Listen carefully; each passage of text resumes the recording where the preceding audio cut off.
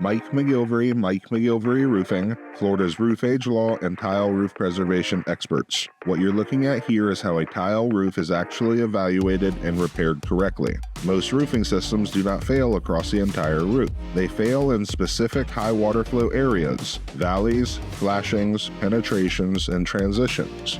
Under Florida Statute 627.7011, insurance companies are not permitted to deny coverage based solely on the age of a roof. What matters is the condition of the roofing system. That means a properly inspected and properly repaired roof can remain insurable without unnecessary replacement. Our process focuses on identifying the true failure points, completely rebuilding these sections in their entirety, and restoring the roof system back to a structurally sound condition. This approach allows homeowners to extend the life of their roof, avoid premature replacement, and maintain compliance with insurance requirements through proper documentation and certification.